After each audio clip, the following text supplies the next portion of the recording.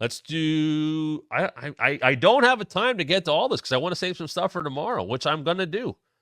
Let's talk about the John Cena retirement tour. So Trish brings out Cena. Cena's got the shirt. You could tell he's done. What does it mean, though? And he tells the whole speech. And basically, other than ducking the Vince question, nice job by John Pollock for asking it, he just lays out the fact that next year is it. But he sounds like he's going to work past Mania. Now, that tells me he's getting a Saudi date in there and all that stuff, and sure. But he should get a full send-off. I thought it was corny, but I appreciated that, like a Derek Jeter or a great sports great got the recognition from others. They're giving gifts to Jeter. Like, the Cena send-off can include a lot of different people, and I appreciate how many people are shooting their shot. RVD saying, let's go back to Hammerstein. Matt Cardona saying, hey, we got unfinished business. Why can't we do that one? Him and Punk at Money in the Bank, when I saw that, I was like, oh, I remember. I was there 13 years ago in Chicago. I'd love to see another Punk Cena story. What's that look like? The run to hold on to the record with him and Flair, holding off Randy Orton, perhaps. I don't know if this is a popular opinion or not, but the Orton Cena stuff is not great. Like, they didn't have that many good matches. Unfortunately. I never thought they got the most out of those feuds for whatever reason. I'm not quite sure why. Nothing was really like the fact that they never had a Mania match is wild. They never had a one-on-one WrestleMania match. You do that now, though? Ooh. Like, I hope we get Cena and Orton at Mania next year. But they never, for whatever reason, they just caught each other at the wrong times. Creative. I don't know if the chemistry was off at times. I don't know if it was that version or it never. I don't. Punk was talking about it. If people say how do you talk about my career without talking about John Cena? And I feel like John Cena, you have to think about that. Like, Punk Cena is a far better rivalry than than Cena Orton. I think of the best Cena rivalries. I think Edge is in there. I think Punk's in there. Orton, them had a bunch of matches, but I don't consider it great.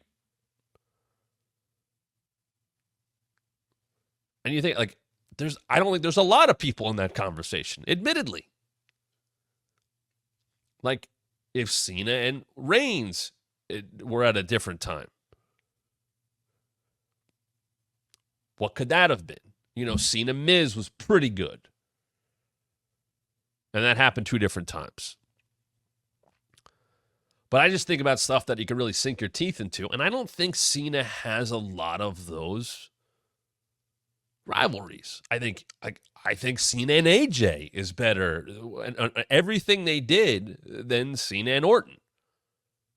But I think Cena and Orton right now or in the next year, that could be some special stuff.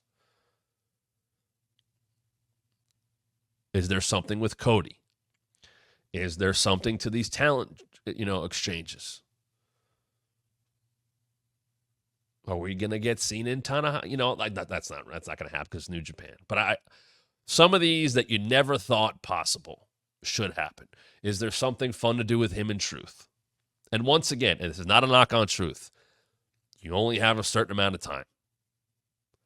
Is this about people just getting to see John Cena on a retirement tour? Or is it also about inserting him into stories? Because that retirement stuff can overshadow a lot. Ric Flair did that thing where it was like, well, if he loses, he's done.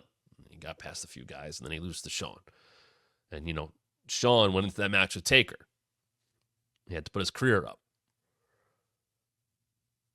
What do you do with Cena? Is it just about him having matches? Is that good enough?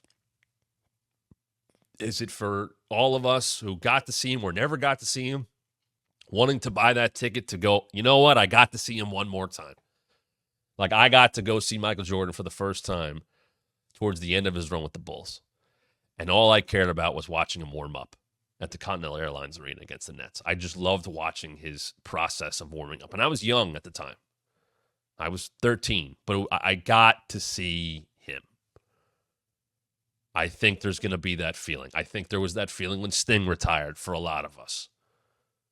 Whether it be people that grew up on him or then bringing their kids to see him, people that just, grew up and knew Crow Sting, people that knew Surfer Sting, that Sting run was so beautifully done by AEW and Tony Khan and everybody. They did such a great job with that. Like, to me, that's the standard. That's what WWE has to live up to with John Cena. Can you send them off the right way? Can you send them off? It's not past his time. That's the thing. And what Sting did in altering his career and evolving and what he did in AEW was very different, and he made it work. Cena can still do all his stuff. His style does not preclude him from anything. So he'll be able to do everything. But what is it? And I'll ask you guys, what do you want to see in the Cena retirement tour? Because we're certainly going to talk about it a lot. Hell, I'll tell you what, as we talk about these, our memberships, we're going to have some extra bonus content we're going to throw into those memberships on the certain tiers, which you can get right now here at thewrestlingmatchshow.com. I will probably have a whole episode just on what Cena can do in this retirement tour. So, with all that being said, it's a lot more to talk about. I don't have enough time to get everything today, and because of that, we're going to take this into tomorrow. I still got to talk about everything that went down with AEW over the last week, I should say. It's the last month, too. How things are shaping up for Wembley. We're going to talk about that tomorrow. We're going to talk about that Mariah May heel turn. I want to talk about Joe Tessitore to WWE, MJF's heel turn, where we're at with Britt and Mercedes. All of that we're going to get to tomorrow. The performance of Jeff Jarrett. And by the way, you get those super chats in through Friday, and you will get entered into the giveaway for the signed Double J Bendy. So super chats through Friday. Check out the memberships at thewrestlingmatchshow.com, starting at $2.99. Raw tonight, that Gunther Priest build. We'll see how that goes. Obviously, what's going on next with Drew and Punk and Pierce and all that. Sammy and Ilya Dragunov should be a hell of an IC title match tonight. Rhea Ripley's back. Bo Dallas is in Pierce's office. We're going to have another long one tomorrow. I'll tell you that. A lot to get to. Thanks for sticking with me. Sorry I missed you for last week. I'm back. I'm healthy. I'm feeling good. And we got way more to talk about. I'll be back tomorrow. We'll be talking about wrestling even more right here at thewrestlingmatchshow.com. See you tomorrow, 1 p.m. Eastern, everybody. Hey, this is Matt Camp. Thanks for checking out one of our recent clips from The Wrestling Mat. Why is someone so close to The Rock kind of throwing Cody under the bus?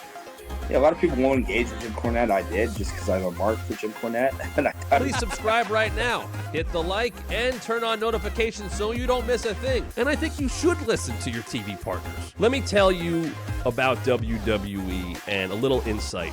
More subscribers means more content. And make sure you follow us on social media at WrestlingMat23 on both Twitter and Instagram.